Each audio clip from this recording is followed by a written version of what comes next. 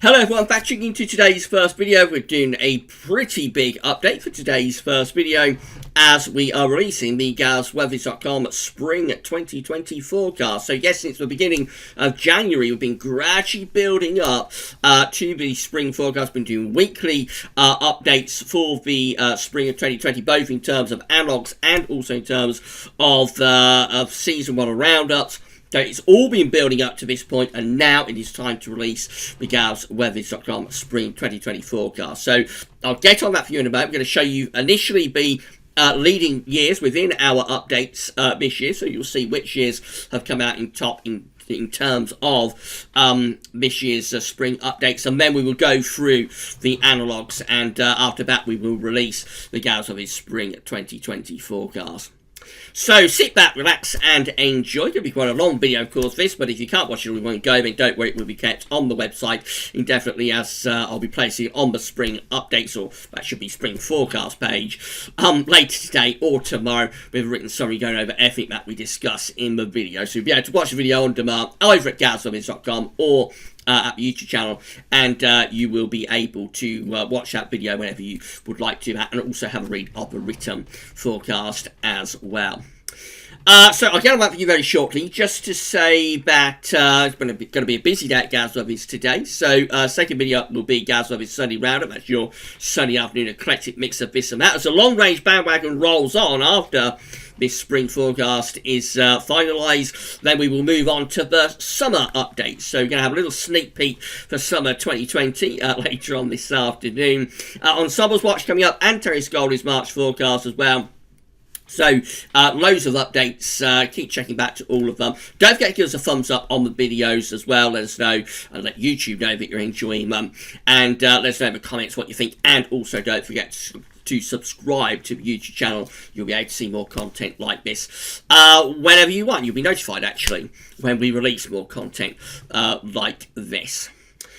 So, big thank you through this season of updates to Terry Scoley. As I say, in a moment, you're going to see Terry's work in terms of getting all of the leading years together. So, yes, big thank you to Terry Scoley, as always. Big thank you to James Atwill, our analogs guru. And also big thank you to Richard Trott for the gifts, both the intro and the outro gifts. Big thank you to Richard, to James, and to Terry. We're like a four-piece ensemble, really. So, yeah, big thank you to James, to Richard, and to Terry.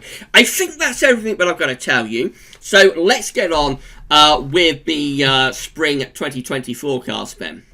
And as I say, we're going to start off by looking at which years came out on top in terms of our spring updates. So this has been created by our good friend Terry Scoley, this table. And at this point I always feel very guilty because I never have enough time to go as in-depth as I would like in this part of the video and show you every individual year and all of the effort and time that's gone in to creating this. But there's no other way really of doing these forecasts without something like this to sort of drill down and see which of the years has come out on top in terms of the updates. So we've got every year here that we've been looking at with the analogs updates, right way back to 1836, and of course it's the first year within the reanalysis. If you scroll down, you can see that we've got every year all the way down to 2019. There it is, just there, 2019 last year. That's 2020, but of course we've got no data for 2020 yet, or very little data. So let's go back up then and sort of explain what we're looking at here. So if we come to this part of the table just here, this is showing all of the individual things that we're looking at through the season of updates. So, for example, we've got springs following the top 25 wettest autumns. We've got November, England and Wales rainfall of 125 to 150 millimetres. December, England and Wales rainfall of 110 to 132 millimetres. December CET, 5.6 to 6.0. December pattern. We've also got springs following winters that were close to solar minimum. Springs following very mild December, Januaries and Februaries. Enso neutral to weak El Nino matches. Similar nose for March, April and May. February, England and Wales rainfall more than 100 millimetres. February CT 6.0 or more, and January England and Wales rainfall 70 to 80 millimetres. So as we get beyond 1950, of course, we add into that things like the Cubio, Arctic Oscillation, or North Atlantic Oscillation, and so on. The sort of data that we only have from 1950 onwards. And then these are individual years just here. And just here, we've got the number of hits that each individual year has through these updates. So, for example, we have got a very good matching year with 1853. That year just there, because that has 6 matches. 6 matches in the year of 1853 for this year's spring update. So that's a leading analogue year. Another very good match is 1866 over here. That again has 6 matches to the current scenario in terms of things that we'd be looking at. Again, 6 matches with that one. A much less good year is 1869. That only has 2 matches in the things that we've been looking at through this season of updates. That should be 1859, so put your glasses on, Gav, or clean your glasses maybe. So yes, only 2 matches for 1859. Now if we scroll down to more recent years, you'll be able to see that when we get beyond 1950, we also start to include in this we will begin to include in this like Cubio and NAO type data. So I'm going to try and see if I can show you. I may not be able to pull it off actually. So I'm going to try and see if I can show you one of the leading years. So let's try 1975 then. That's come out as a pretty decent leading year just here.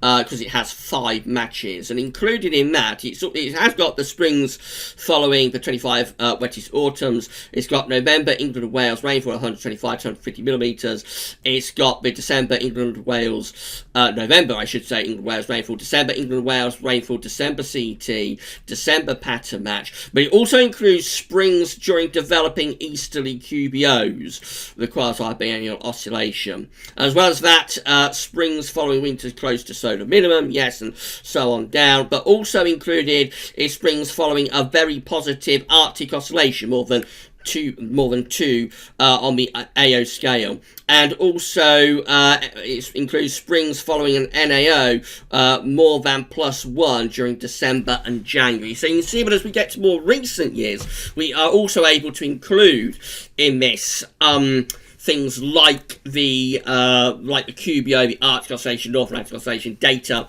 that is only revealed reliably anyway, sort of from 1950 onwards.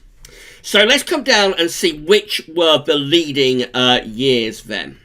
So here they are. This is the roll call of leading years for this year's spring updates. So we sort of take out any year that is under 5 matches. So if a year has 4 matches, then it's a pretty decent year, but it isn't included in our final forecast, analogues forecast. If a year has 3 matches, again, that's a pretty decent year to this year, but again, it's not included in our forecast. The years that we want to include in our forecast are the very top leading years, and that's with hits of 5 or more. So these are the leading years. We've got 1994 with 5 hits. We've got 1975 with 5 hits. We've got 1961 with 5 hits. We've got 1957 with 5 hits. We've got 1955 with 5 hits. We've got 1945 with 9 hits. We've got 5 hits, I should say. We've got 1936 with 5 hits. We've got 1998 with 5 hits. We've got 1866 with 6 hits. You see how we're going up and we're getting more and more hits as we're going up. We've got 1953 with 6 hits, and then we've got 1923 with 7 hits, and then we've got our leading analog year. This is the year that has come out on top for this year's spring 2020 analogs updates, and it is actually 2007. 2007 has 10 hits, or had 10 hits, with our spring analogs update. So 2007 is the leading analog year for this year's spring 2020 updates. And of course that was quite a decent spring, actually. Had a lot of dry warm weather. We'll see the real analysis in a moment, but it was a pretty bad summer. So maybe a little bit alarming to see that one appearing as the sort of leading analog year. But anyway, we won't worry about summer at this stage. Terry's also added in some notes as well, very helpfully, about these years, so we won't go through those, but I suppose you had a good look at them as I've been talking through this section of the video. So, yeah, those are our years anyway. We've got 1994, 1975, 1961, 1957, 1955, 1945, 1936, 1898, 1866, 1853, 1923 is in second place, and 2007 is in first place as the leading spring 2020 analogs year. So, with that said, let's move on and have a look at the reanalysis. So, for years scoring 5 or more, so this is essentially all years from 2007, the leading year, down to 1994, and all years in between. This is how things are coming out in terms of the monthly analogs for this spring in years scoring 5 or more within the GazWeatherViz.com Spring 2020 updates. And for March, all Marches combined, when we score 5 or more, we tend to find high pressure setting up over and just to the north of the country, with low pressure setting up, let's change colour, low pressure is setting up to our south. This is a relatively dry signal for March. It's a relatively anticyclonic signal. It could be a bit on the cold side, but actually you'll see that the way that the high pressure over Iceland is also extending down into sort of northeastern and central parts of Europe means that we probably, more than easterly, will favour like a southeasterly type flow. So although it is blocked, it is suggesting certainly a significantly drier March than what we've had through this winter. Probably not all that cold, although some of those Marches could be cold. I wouldn't rule out the chance of a cold March, but the way that the ridge sort of extends down through central east parts of Europe, to me, looks like it would be a relatively anticyclonic and possibly rather mildish sort of March, even though we've got northern blocking. So quite an unusual sort of March there in our spring analogues for years scoring 5 or more. Because it is quite a strong area of high pressure around Iceland, I certainly wouldn't rule out the chance of cold snaps during March on that. This is how April's look in our leading analog years 5 or more. So for April, we tend to have a ridge to our north, but also extending down the western side of Europe as well, with low pressure out in the Atlantic and also to our northeast. It's a rather anticyclonic looking signal for April. Probably relatively mild as well, I would have thought. I imagine we would be bringing in the wind a little bit like that. Again, there is a bit of a non-blocking signal, but it is quite a weak one. I think overall, probably favouring a relatively mild-ish, sort of dryish type pattern during April as well. So probably not too bad for March and for April from a precipitation point of view. After it's very wet winter, that does imply we should start to see something a little bit drier. Look what happens in May, though. This is how years scoring 5 or more on the GazWeatherViz spring updates look for all Mays combined, and it's a much more unsettled signal. We tend to get above average heights setting up out to the northwest of us, and a trough of below average heights develops across much of northern and western Europe. So the flow and the jet is doing something a bit like that.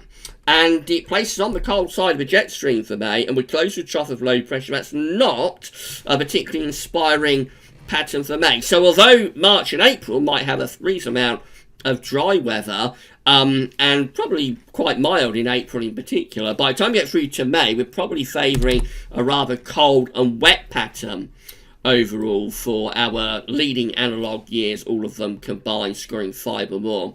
This is how the overall 500 millibar height anomaly looks for springs scoring 5 or more on the GaussWeathers.com spring updates methodology. So it is a northern blocking signal. We have got a northern blocking signal there, centred around Iceland and to the south of Greenland as well.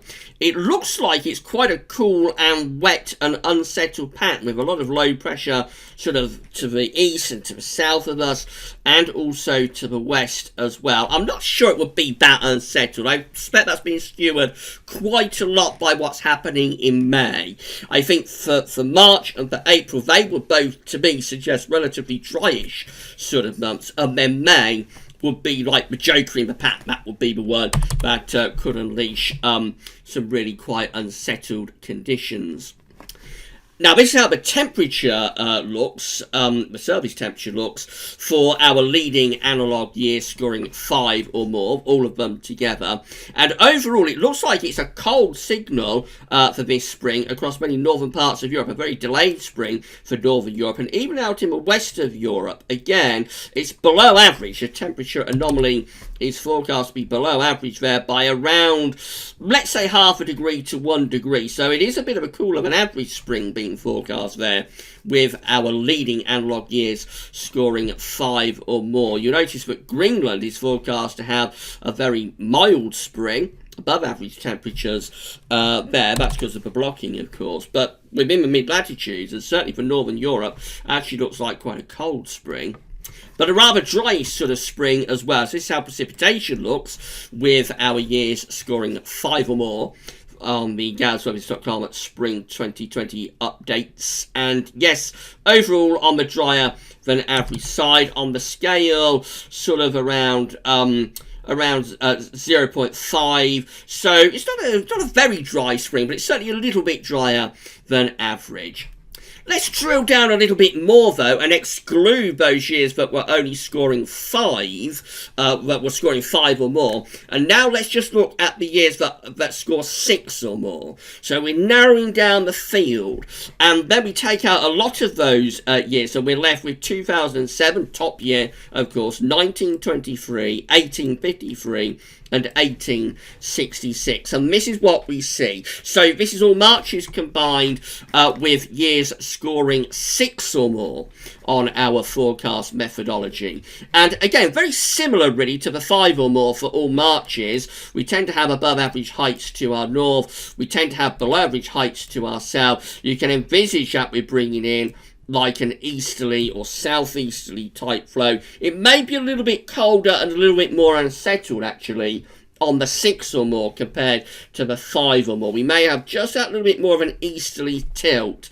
We're not getting that ridge extending down through sort of Central Europe that we had on the 5 or more. If anything, it's backing into west of Russia, and so that might give us a rather colder type easterly, a kind of easterly type month. And again, with low pressure to our south, that would strengthen the gradient, easterly gradient. So that's probably a bit of a colder signal for all Marches combined, scoring 6 or more.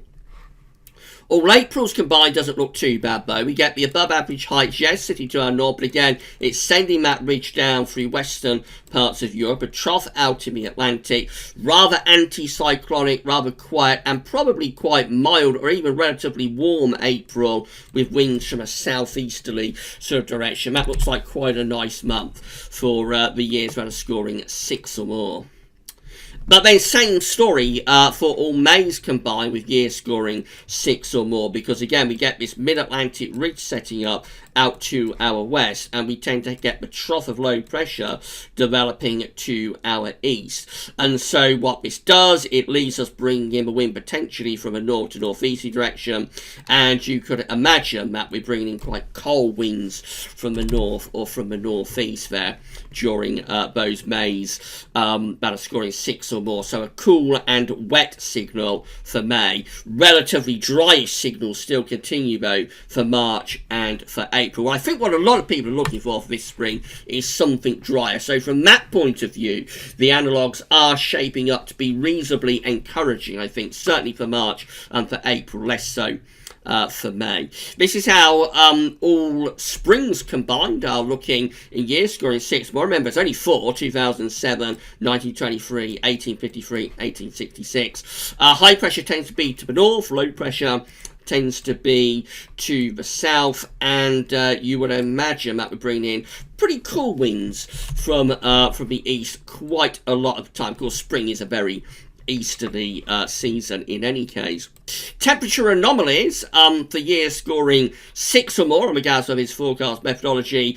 Again, it's a cold and average signal, below average for the west of Europe, significantly below average for northern parts of Europe as well. So at the moment, the analogues are definitely favouring a rather coldish sort of spring. Precipitation, that becomes weaker. The signal for precipitation becomes weaker for years scoring 6 or more. So we lose that drive and average signal, really, and we just go towards average or maybe no signal. Really, notice a wet and average spring is forecast for Spain and rather dry spring forecast for Norway. That tells us that we've got a bit of a blocking pattern through these springs. Now let's drill down even further and just look at the top 2. So this is how the top 2 leading analogue years from our spring updates are coming out. And this is, of course, 1923, which was in second place, scoring 7 hits, and 2007, which of course is in first place, scoring 10 hits. Again, quite an anticyclonic signal for March. This is how all Marches combined, or the 2 Marches combined, come out, I suppose. Above average heights over Scandinavia. So yes, high pressure is to our northeast. But again, the way the ridge is situated, it looks like we're probably bringing in more of a southeasterly type flow. So I mean, there's a chance that we could get a cold easterly going through the course of March. I certainly wouldn't rule it out, but probably, if anything, favouring a relatively mildish sort of March. But the key factor is that it's likely to be significantly drier than the months that have preceded it through this exceptionally wet winter and also back into the autumn.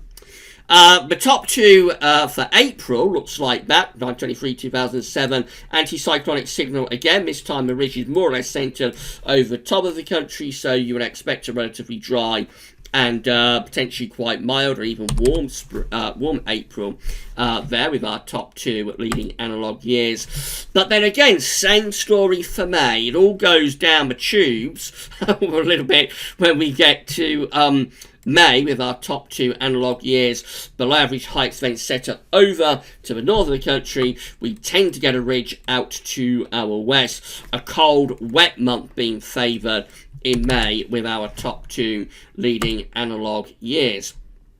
The springs overall, the top 2 springs overall, this is how they come out. We have above average heights over and to the east of the country and also to the west as well. So it's an anticyclonic signal overall for these 2 leading analogue years for spring. But remember, that's because of March and April. A very different pattern emerges as we get through to May. For the top 2 in terms of temperatures, we lose that cold and average signal.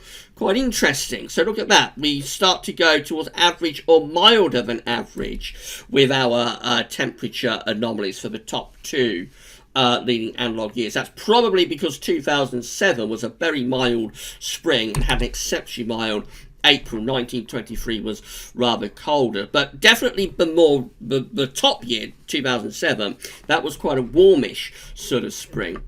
And precipitation anomaly is weakened even further, so now we really do have no signal for precipitation with the top 2 leading years. Again, that could be sort of no signal, we've not got a signal, or it could be favouring just average precipitation. And then finally, we've got our top year, which of course is 2007. So we drilled down as far as we can to just the leading analog year, which is 2007. This is how March 2007 looked. Remember, 2007 has 10 hits, so it's a very good match to this year. This is how March looks in 2007, with above average heights out to west and also to the east, below average heights up to the north. Jet stream is pushed northwards. It's a dry and mild, even quite warmish sort of March.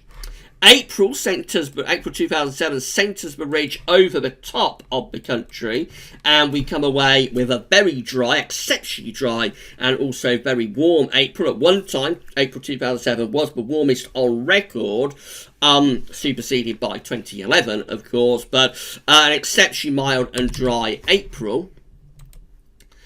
Then all change in May. Low pressures comes back in May. The ridge collapses and moves back to the Azores. And low pressure in business from the Atlantic, it turns much more unsettled. It eventually turns a lot colder. This little area of above average heights here towards Greenland is hinting at northern blocking. That strengthens at the end of May, and then June and July 2007. Exceptionally wet with northern blocking, sending a jet stream southwards and pulling in cool northerly winds, also turning exceptionally wet. But that pattern begins and sets up in May of 2007. The overall 500 millibar height anomaly for the spring of 2007 looks like that. We've seen it a lot through this season of updates. As we've explained, it's come up 10 times through this season of updates. It's an anticyclonic spring overall, but clearly that's because what happens in March and April, and then we get to May and we get a big pattern change. Temperature anomalies for spring 2007 are above average. It's a significantly milder than average spring, although it does finish up on quite a cold note at the end of May. Can you believe there was even a little bit of sleet and snow across parts of the country during the late spring bank holiday weekend, bank holiday Monday, late spring in 2007. On the temperature scale, it's like 1 to 2 degrees above average, so yes, it is quite a significantly warmer than average spring. And precipitation-wise, despite that wet May, it actually comes out ever so slightly drier than average. Remember, what's going on there is have a very dry March and April, but it's offset quite a bit by a very wet May. So the overall anomaly comes out a little bit drier than average. Probably not as much as you would expect. Certainly not as much as you would have if you only looked at March and April. And that happens because of what goes on in May, which was a very wet month. Right, so that's it for our leading analog years. That's explained all of the leading analog years, and you've seen how we've come by this. We've gone through the table Terry created, and the only thing left really to do now is to give you the GavsWeathers.com Spring 2020 forecast. So I think the first thing to say is that I reckon we're likely to have a significantly drier season compared to the previous seasons. So I don't think it'll be completely dry, but I think there will be quite a bit of rain at times, especially through early March. It's going to take quite a while to settle this pattern down, I think. So I wouldn't expect an immediate change to high pressure. So I think early March will be quite a wet period, and I think we will get various throwbacks to this unsettled weather that we've been in through the autumn and winter during this spring. It won't be continuous, though, I wouldn't have thought, but I would suspect the pattern will re-emerge at times. But nevertheless, I think we come away with a significantly drier season compared to the previous two. So overall, I would anticipate precipitation comes out average. Difficult to say whether we would be slightly above or slightly below average. So let's just say average precipitation with drier and wetter periods offsetting one another. Temperature-wise, it's quite interesting. I think we will come away with a milder than average spring. So that's the broad sort of headline. Milder than average spring is likely. But within that, I think we are likely to get at least a couple of cold snaps. There may be a cold snap from the east at some point during March. I would think it's more likely in the second half of the month, as the first half is quite westerly. So I think if we're going to get a cold snap from the east, it will probably happen in the second half of the month. There may be a cold snap in there in April as well. But overall, I think cold snaps will be relatively limited. I wouldn't anticipate going to be a very cold spring. Famous last words, of course. And overall, I would say temperatures are likely to be above average. Let's say around a degree above the 81 to 2010 average. So yes, another milder than average season to add to all of the other milder than average seasons that we've had over quite a long time now. Been quite a while since we had a colder than average season. So above average temperatures, near normal rainfall, quite a bit of dry weather in there through March and April, and I'm going to go a little bit against the analogues for May as well, because there is a very clear trend within the analogues for a pattern change in May. So for March and April to be relatively anticyclonic and dry, and then a pattern change in May, something colder and wetter. That's happening, I think, primarily because of what happened in 2007. I think that leads the analogues quite a bit, but you never get a like-for-like match. What happened in 2007 was we had a very, very quick transition into La Nina through that spring. So by the time we got through to May 2007, La Nina was already having an effect. Now we may start to transition into La Nina through this spring, but I think it will be quite a bit slower than it was in 2007. So whilst that could have impacts for summer, if we do, by the time we get through to May, if we're starting to move relatively quickly into La Nina, then that could have problems and issues for summer, and more about that in the summer updates. I don't think we'll transition quick enough to have this very dramatically unsettled May. So again, famous last words, but actually I'm quite hopeful that May could turn out to be a relatively nice month. Maybe even the best month of the protracted summer could happen in May. So although 2007, yes, is our leading year, you do have to sort of interpret, and you have to put a new sort of ideas onto that, because you never get a like-for-like match. So you have to look at what's relevant for this year. And the situation with La Nina does tell us, I think, that we had a very unsettled May in 2007. I think it's unlikely to be as unsettled as that for May 2020. And actually, May 2020 could be quite a nice month. But at the same time, March 2020, so this month that we're currently in now, could be more unsettled than March 2007. I would be surprised if April is either as settled or as warm as April 2007. So it kind of swings and roundabouts a little bit.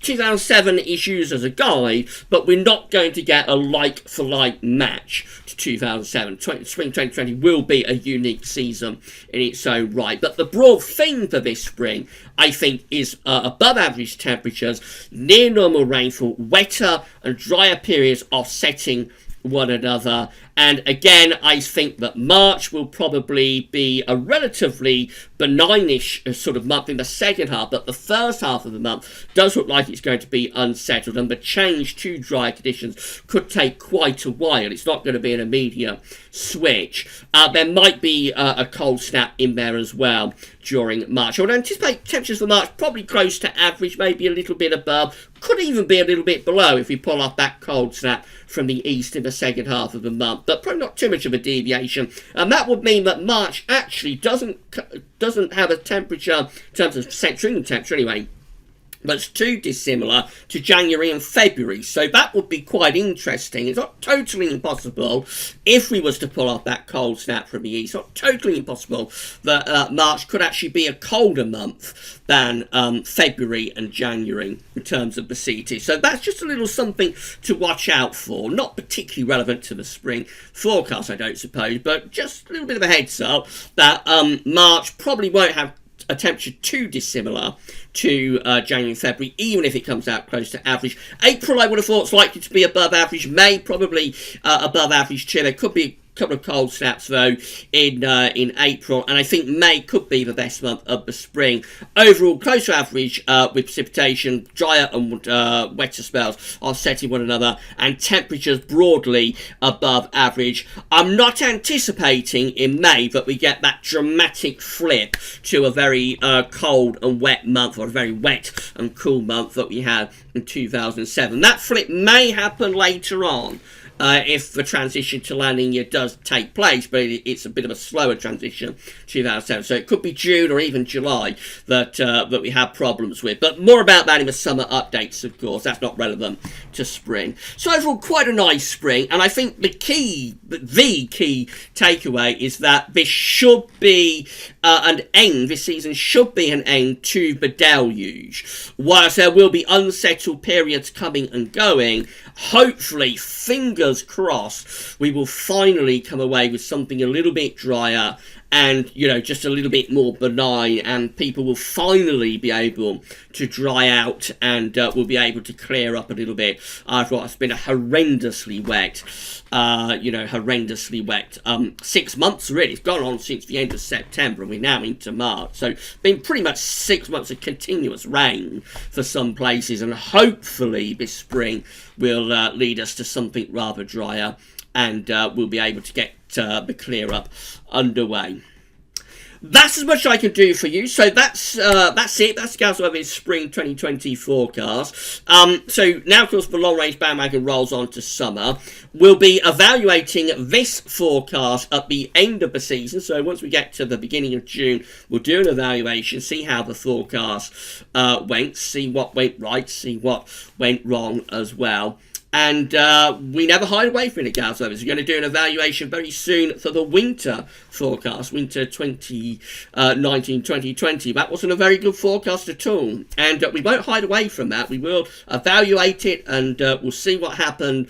And that will be with you in a week or two's time. But that's it for the spring 2020 forecast. As I say, big thank you to all of you for carrying on with the updates, following them through week by week. Hope you have enjoyed this season of spring updates and the spring forecast. Whether it has forecast the weather that you wanted for this spring or not, I just hope that you've enjoyed the forecast.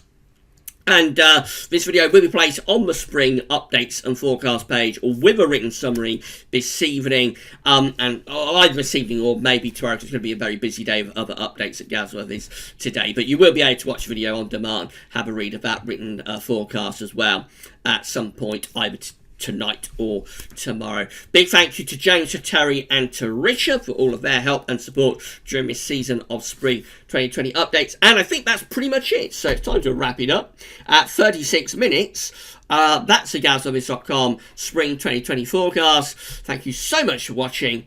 And we'll be back later on with Gavs Weather's Sunny Roundup, and also, of course, that little sneak peek for summer 2020 later on this afternoon. But at 36 minutes, that's all for now, and thanks for watching.